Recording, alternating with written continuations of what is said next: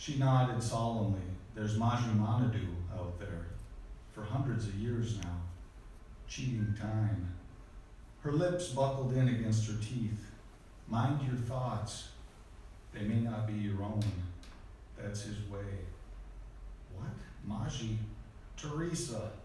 Leave him alone, for God's sake, a bearded man said. He'd stumbled out of the Ugly Porcupine, the town's one tavern. A waft of stale beer followed behind him. He ran his fingers through his gray hair. The man just wants to have his vacation. Just go look for your damn dogs already. She glowered at him. Why, have you seen them? I saw them running around earlier. You know, you might think about trying to tying them up in your yard or getting a bigger fence. Teresa looked at Isaac again with her mournful eyes and then turned and started across the street. They're good girls, she called back over her shoulder. You'll see. She stopped in the street and turned directly to Isaac. Mind what you drink. Then she turned and finished crossing the street. Glassy-eyed, the man looked at Isaac. Every town has one, he said. He pointed toward Teresa. A crazy, that is. Ours was raised by Indians. He patted his hand against his O-shaped mouth. You know, woo, woo, woo. Spends half her day looking for those bitches. Just ignore her. He watched Teresa get to the other side of the street.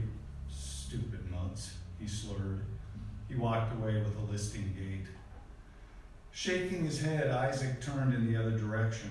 His body trembled. Why did his brief exchange with Teresa leave him feeling so unsettled? What did she mean by telling him to mind his drinking? She couldn't know, could she? For that matter, how did she know he had kids?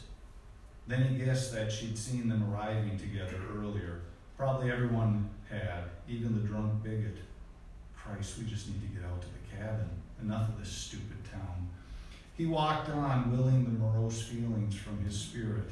Just get a grip, man. Glancing up, he hoped the overcast sky didn't mean rain. Isaac looked around again at the small village of Whitico, located on the northern shore of Lake Coventry. Given the age of most of the people in the village, he figured that it was some kind of unofficial retirement community.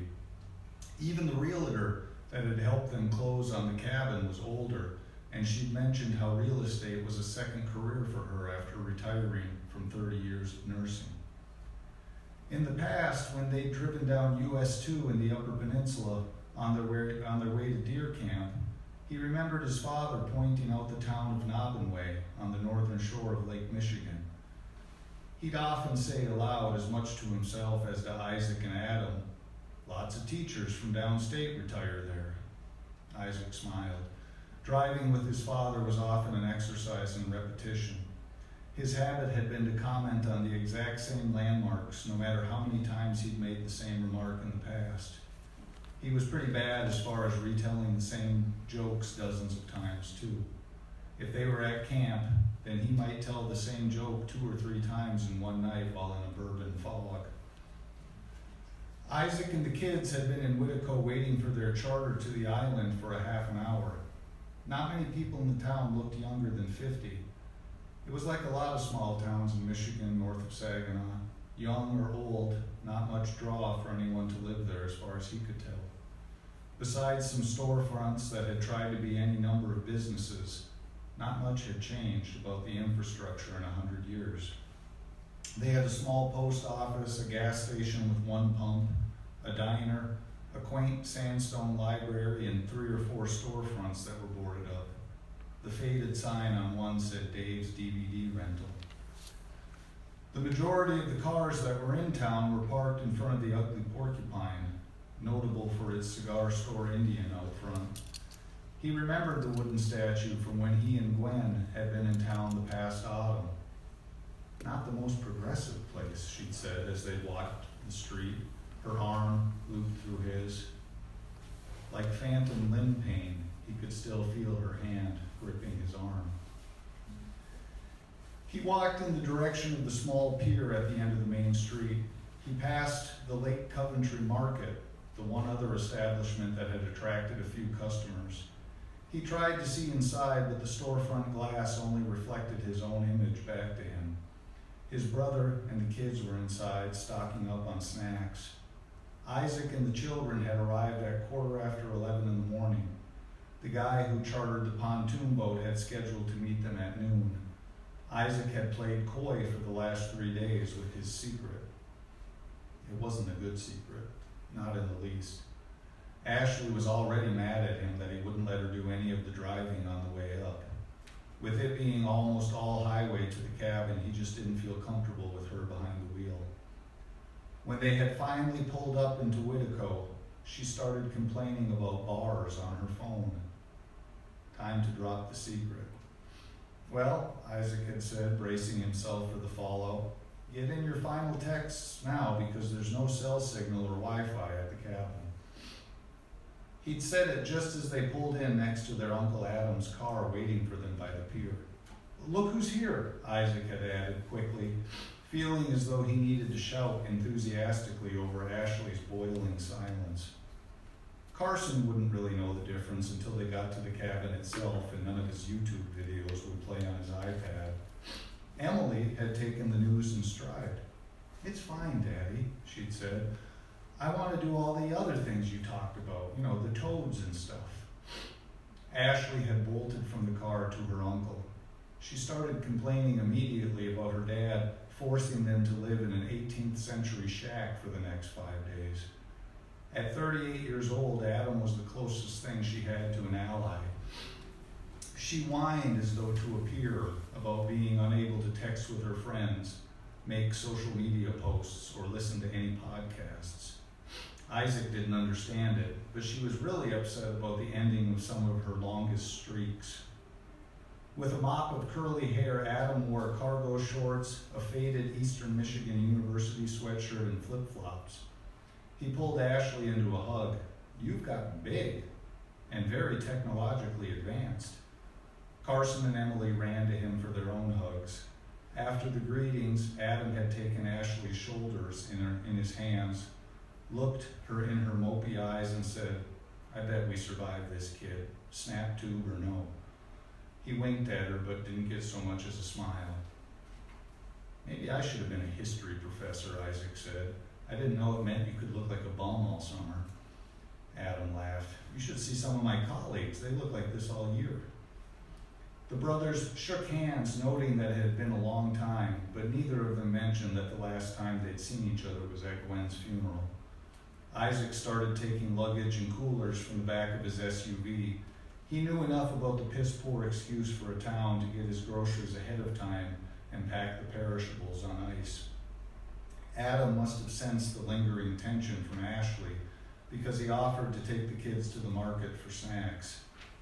Isaac had learned that promises of junk food didn't have the same pull with Ashley as they had in the past. Still, when her uncle and the other two started for the store, she trailed along. The last thing Isaac heard was his brother asking Ashley if she thought they might have anything gluten-free. She said she was more worried about the store being glutton-free. Isaac shook his head, smiling wistfully at the memory of her clever reply. As Ashley matured into her own person, he wondered how well he really even knew her. He hoped this cabin trip would let them bond a little more. She'd been stuck in the caretaker role for too long. Isaac arrived at the pier, which amounted to 2 aluminum docks that formed a corridor for a cement ramp where people could back boat trailers down into the water.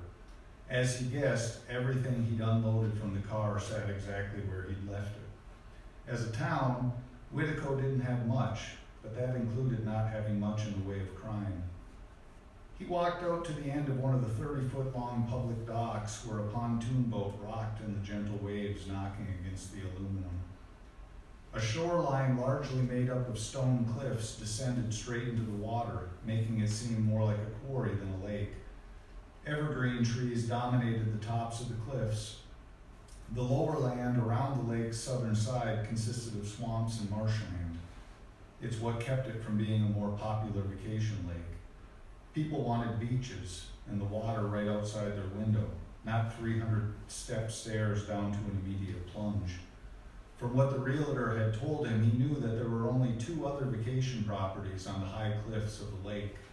Both were owned by widows from downstate. At the end of the dock, the black water showed no sign at the bottom. He'd heard that in the middle it was almost a half a mile deep.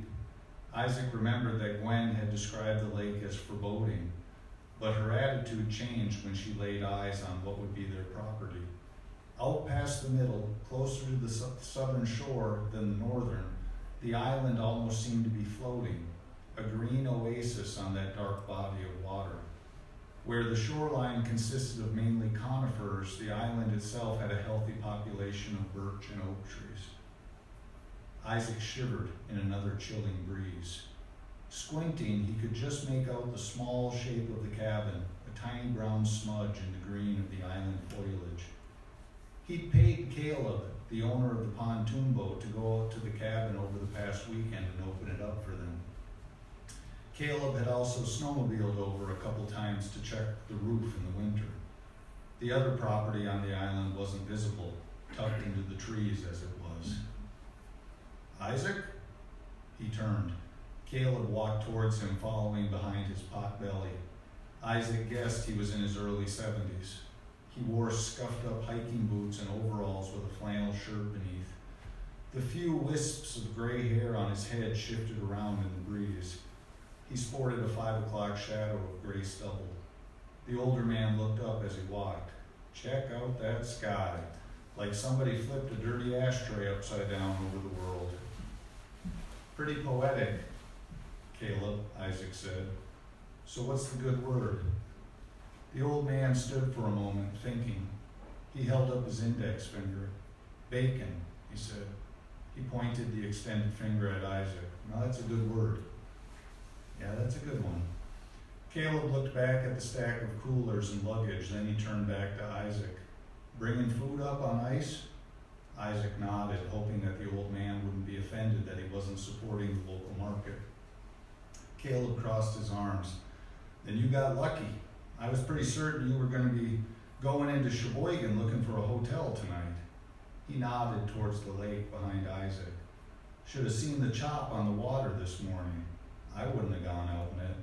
And it was supposed to go all day, but then poof, he said, snapping his fingers like magic. Within the last hour, it died down to nothing but a breeze. Isaac looked at the water and then back at Caleb. Cold breeze, though. Always cold off that lake. He nodded. Deep water, cold winds, my old man used to say. He nibbled his bottom lip for a moment. But then he also used to say the boss might not always be right, but he's still the boss. So I guess take his wisdom any way you want. Isaac laughed. Behind Caleb, he spotted Adam walking with the kids. Carson perched on his uncle's shoulders, and Emily held his hand as they walked. Ashley looked to be doing some last-minute business on her phone, but even her pouty frown had disappeared. Behind them, farther up the main drag, a procession of 3 dogs walked from one side of the street to the other. He wanted to laugh at the sight of them, but couldn't. Teresa's mutts, gone AWOL. He didn't blame them for wanting to be free from her. He shook his head. The dogs disappeared between buildings. Isaac turned his gaze towards the water. What's the word on the fishing? Guys are saying it's getting worse every year, and this used to be a great bass lake around the edges. Any lamprey evidence? Caleb nodded. Just like Burt Lake and Mullet Lake, there's been scar reports. Isaac shook his head. Fish and Wildlife Service had been testing and monitoring a 40-mile chain of rivers and lakes near Sheboygan. They suspected a healthy and growing population of sea lamprey were thriving in the inland waters. Not good. Well, Caleb said, I captain the boat, but I don't load it. Not with my back. You get your stuff and your people on there and we can head out. Isaac walked towards the dock to join Adam and the children. Together they began loading the middle of the pontoon boat with their luggage and supplies. Caleb said nothing the second time Adam asked in an exaggerated sailor's voice for permission to come aboard. Walking back to get his fly rod case, Isaac smiled at Carson dragging one of the coolers with fierce determination. Behind him, Ashley was beginning to stand from picking up a box sealed along its top seam with packing tape. He reached a hand out toward her. Honey, I can get that one. As she finished standing, the contents of the box clanged against each other. The sound of liquor bottles knocking together couldn't be mistaken for anything else. I've got it, Dad, she said. She walked past him. Her withering look seemed to say, sure, no Wi-Fi for us, but you planned ahead for your own lovely little hobby, didn't you? His guilt subsided over the remaining minutes it took to load everything onto the boat. He thought about the last 3 nights and how between them he might have had a pint and a half, maybe less. Besides, this is a vacation, he thought. Before starting the outboard, Caleb tossed a tarp over their luggage and supplies. He tied it in place with rope in the tarp's grommets. Sometimes can get a little spray in the boat, he said when he saw Adam watching him. Think you can handle that? He asked, smiling. Adam smiled back. Aye, aye, Captain. A minute later, Caleb unwound the tie-off ropes from the dock cleats and stepped back onto the pontoon as it slowly drifted away from its mooring. Taking the boat at a no-wake speed, he moved them out into deeper water. Adam stepped to Caleb at the controls as they puttered along. So what's this going to be at this rate, Skipper? Like a 3-hour tour? Mm-hmm. He sang the last 3 words. Looking over his shoulder at Adam and Caleb, Isaac sat in the port bow seat with Carson and Emily leaning against him. Caleb glanced at Ashley's back, reclined in the starboard bow seat.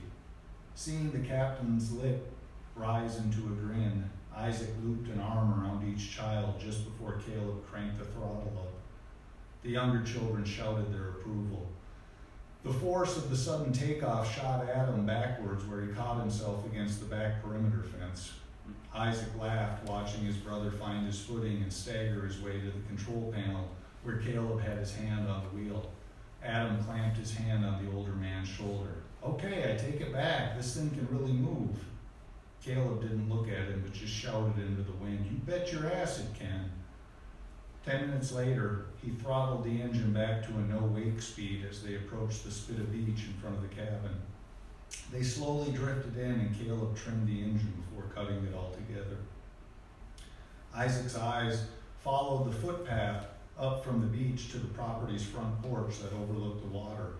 It was pretty simple, rustic even. A 1-story log cabin with a fieldstone chimney on the side for the fireplace and a cedar shakes and shingles roof. The porch wrapped around 2 sides. There was a fire pit about 10 feet out from the porch steps. He couldn't believe that he and Gwen hadn't spent even one evening around the outdoor crackling flames. How many times had she brought up making s'mores? Everyone get back here in the stern so we can get some lift on the front, Caleb said. His command rousted Isaac from his melancholy. They made their way towards the back. Ashley struggled to tame her wind-whipped hair. Isaac put his arm around Emily and kissed the top of her head. Carson stood staring over the back of the boat at the engine's gasoline rainbow trail scumming the surface. Caleb set his hand on Adam's chest as he tried to go past. Not you, he said. He smiled. I need someone in the water off the bow to guide us in. Adam looked at Isaac, who only shrugged his hands apologetically and pointed to his bad leg. Adam looked back at Caleb. You got it, Skipper. Just don't hit me with your hat. Caleb looked back and made eye contact with Isaac. That one's a real comedian, isn't he? Isaac shrugged. He seems to think so. Setting his wallet, phone, and keys on one of the seats, Adam walked to the gate, grabbed a length of rope tied off to the front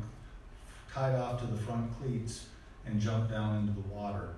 It's not warm, he shouted. Before long, the first quarter of the pontoons were beached. Opening the gateway at the front of the boat, Caleb talked Adam through how to slide the walk ramp out from under it and down to the sand. Soon after, they started unloading. Isaac grabbed the liquor box before anything else and hobbled it down the ramp. He could feel Ashley watching him, and he knew that by trying to make it disappear as quickly as possible, he'd only called more attention to his booze. In a matter of minutes, they'd stacked the last of their things on the lawn just beyond the beach. Caleb crossed his arms and looked at Isaac. So tomorrow at 9? Isaac nodded. 2 trips? Isaac explained that his mother-in-law would arrive sometime between noon and 1 o'clock, and that he wanted to be there to meet her. Caleb could then bring them both back to the cabin. Small town, Caleb said. I'm sure if I sipped on some coffee at the diner, I could spot her. I could just say, hey, Toots, I'm your ride. Isaac smiled, trying to imagine it. Yeah, it's probably not going to work for her. Her wiring doesn't really have a casual setting. Caleb shrugged. It's your money. He pointed to a plastic beach box that sat at the bottom of a flagpole planted in the sand. At the top of the pole, a faded American flag shifted about in the breeze. That box has a green flag and a red flag. I'll come into town with the binos every afternoon. He held a pair of invisible binoculars to his eyes. Green flag tells me you're asking for an unscheduled pickup. Red flag means emergency pickup. He rubbed the back of his hand under his nose. One good thing about Whittico, it's full of busybodies. Someone will usually call me if they spot either color before I do, but especially if it's red. He told a quick story about picking up the previous owner once because he needed his appendix out. Isaac nodded. Green flag and red flag in the box. Sounds good, thanks. Caleb started up the ramp. He stopped and cupped his hand to his mouth toward the back of the boat. Hey, little man, he started, raising his voice. All ashore that's going ashore. He waited a second and then looked back at Isaac. I think I got a stowaway. Isaac looked over his shoulder. Ashley was farther up the grass toward the cabin. She positioned her phone high above her in a desperate attempt for a signal. Emily sat on the edge of the lawn with her toes in the sand next to a shivering Uncle Adam. Walking up the ramp past Caleb, Isaac spotted the back of Carson's head, and eventually all of him at the back of the boat. He stood at the stern's perimeter fence, staring down into the water. Carson, Isaac called. Captain Caleb has to go. Come on, pal, chop chop. It was like trying to talk to Ashley when she'd walked through the house with her earbuds in. Carson. Isaac limped to the back of the boat and set his hand on Carson's shoulder. You ready to do some fishing? Carson didn't take his glazed gaze from the water, didn't seem to acknowledge him at all. His knuckles were pale with gripping the perimeter fence. Jesus Christ, Isaac thought, did he fall asleep on the ride over? Now he's sleepwalking in the middle of the day, too? He shook the boy again, but gently. Pal, we really gotta go. He glanced back at Caleb standing at the top of the ramp, looking more than ready to cast off. Isaac bent over as best he could and picked Carson up. He tried to put most of the load over his good leg. Man, it'd be easier if you just walked, kid. Carson's gaze pivoted toward him slowly. He looked directly into his eyes. Put me down now, goddammit. His voice registered a full octave lower. He'd spoken it so deadpan, so authoritatively that Isaac, shuddering, responded involuntarily and set him back on his feet, where he turned and focused on the water again. He nodded his head as though listening. Maji, he whispered, haltingly, sounding like someone trying to learn how to pronounce a word. Maji, Isaac's forehead went cold. He looked out over the deep water. Something chilling seemed to slither up his spine. He could feel it passing each vertebra, like an ice cube being slipped up the middle of his back. He tried to shake off the deadening feeling, but a trace of the dread lingered. Lowering himself on his good leg, he kneeled down to Carson's level. What are you saying, bud?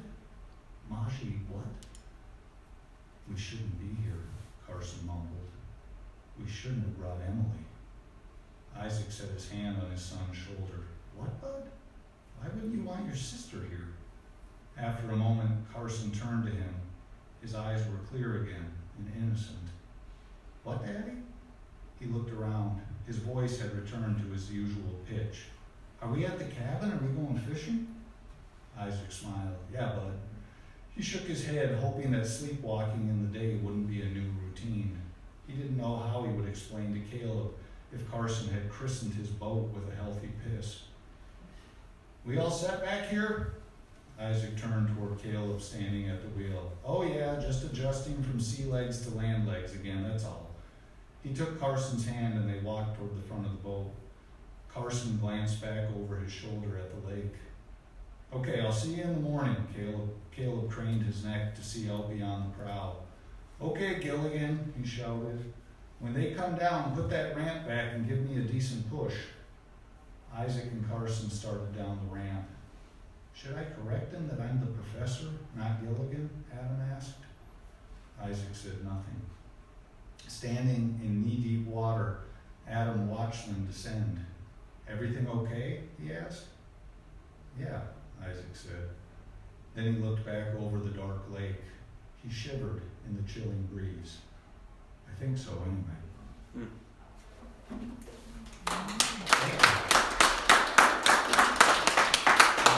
And if you're curious what happens in the rest of it, there's a to make that happen. You got us.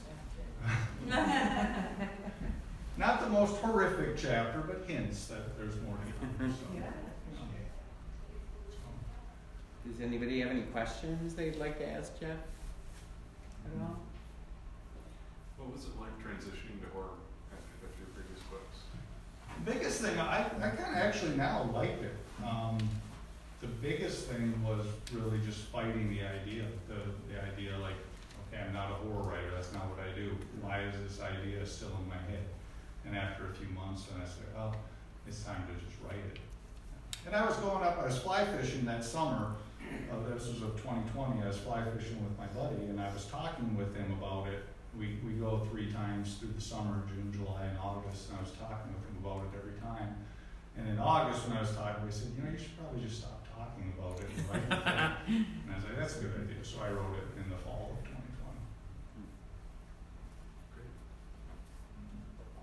2020. Did you sit on it, or did it just take that much time to?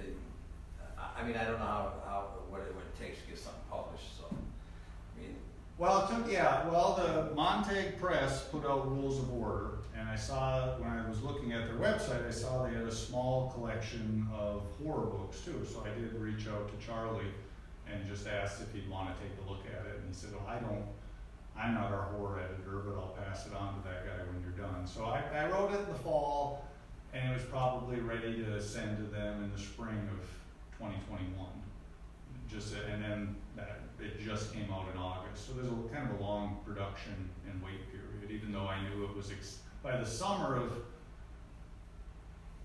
fall of 2021, I knew that he'd accepted it, but it wasn't scheduled to be released until this one. Because we were also in process with Rules of Order as well. So.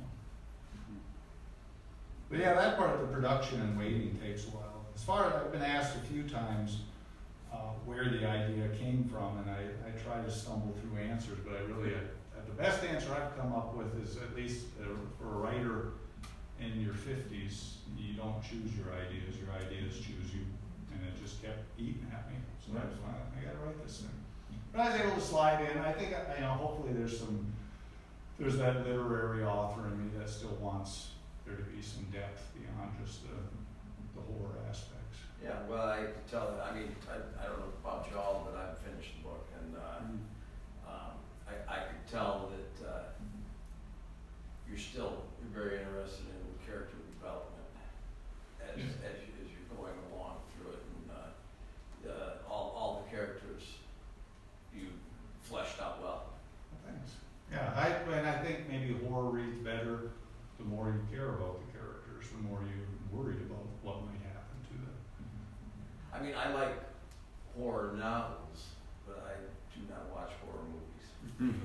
No, I don't like it. They scare me. They must be. I scared myself writing this thing. I don't know why I wrote it. It's like I wrote it to torture myself or something, but I'd have to stop writing sometimes because that kind of skit too scary.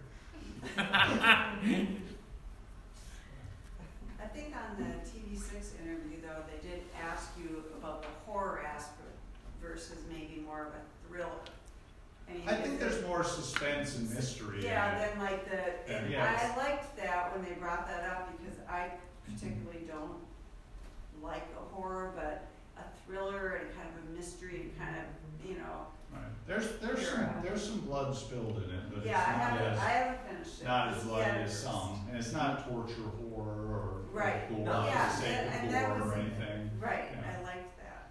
Yeah, it's quiet horror, but yeah, I'm told the last 15% ramps things up quite a bit. Oh, it does. One thing on your last book, that it's dystopia. Mm-hmm. Have you ever thought of writing a pro-dystopia? I was listening to a podcast and they talked about how maybe envisioning something better for the future and having people have something to kind of grasp onto, that it's not like global warming and all that, like take an aspect that maybe could have a better ending. Yeah, with everything kind of beautiful going on in our country right now. I know, that's what I'm saying, that's what I'm Utopian saying. future is easy, isn't it? Yeah, it's very easy to write that. But it's supposed to have like a positive, try it. I would probably never write a utopian. The one that I would suggest reading was by B.F. Skinner called Walden 2. And that's a very interesting utopian novel. But I don't think that. I am writing a sequel to this. I'm about, That's what he thought. yeah, He said, I about see. 9,000 words into the sequel. It's going slow, but because early on, I've never written a sequel before, and I was telling Alicia, my girlfriend, that chapter 3 of that new book was probably the toughest one to write, because I think of it as kind of the bridge chapter where I'm trying to mention what happened in this one enough that people who read it were like, oh yeah, I remember that, and people who haven't read it and are just reading the second one, because I do want it to be standalone, give them enough of the past that they're up to speed by the time that chapter ends. And Yeah. I read it to her the other night, she said it was okay, but she may have just said that to get me to stop talking. No, it was good. Was that a reference to your dad? I feel like there might have been more than one, but the Nobbin Way, was that a... I feel like that may have been something that he told you when you were a kid on US 2. My grandpa, for anybody that doesn't know. But he definitely could repeat himself from time to time. Oh, well, and anything that he saw could be a trigger for a story too. Sure. Yeah. But I mean, he would. He could like, oh yeah, remember that? Yeah. My old friend Pickles McGillicuddy. They always had these weird names. But he always had a good story to tell. So yeah, I think there's some of him in there. Yeah. it's cool. All right. Well, thank you so much, Thank Jeff. you. And if anybody's interested in the book, Buy them up. The royalty checks aren't coming yet.